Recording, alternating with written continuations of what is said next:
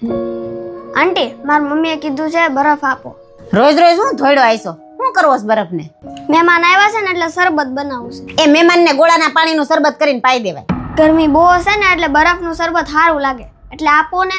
બરફનું શરબત બહુ સારું બનતું હોય ને તો ઘરનું ફ્રીજ લઈ લેવાય. અહીંયા અમારું બહુ લોહી પીવા ન અવાય. અત્યારે અમારી પાસે પૈસા નથી ને એટલે જ્યારે અમારી પાસે પૈસા આવશે ને તો અમે ઘરનું ફ્રીજ લઈ લેવું.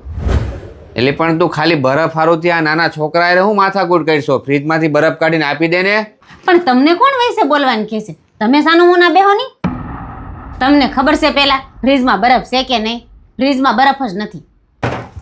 ઓય આમાં એટલા બધા બરફના ડબલા તો ભર્યા છે, આનું શું કરી તું? પણ તમને કોણે કીધું તું ફ્રીજ ખોલીને જોવાનું? મને તો એ નથી સમજાતું તને આ છોકરાને બરફ દેવામાં વાંધો શું છે? એટલે વાંધો તો હોય ને, પાણીની ડીશું ભરીને રોજ આપણે મૂકી, લાઇટ બિલે આપણે ભરી અને વાપરે આ બધા.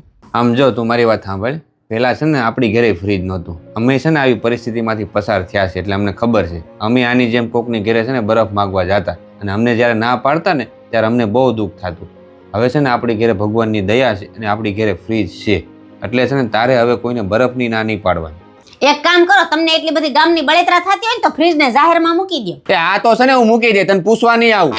અમારે બેટા તારે છે ને રોજ અહીંયાથી જેટલો જોઈએ ને એટલો બરફ ફ્રીજમાંથી લઈ જવાનું, કોઈને પૂછવાનું નહીં, સમજાણું? એ તમે હું બોલો છો એનું તમને ભાન છે? એ ભાન તો છે ને તું ભૂલી ગઈ છો તું.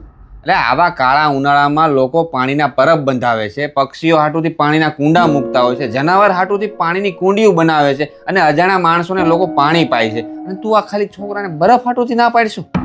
તને શરમ આવી જોઈએ, શરમ. તમારી વાત હાવ સાચી છે જસુ.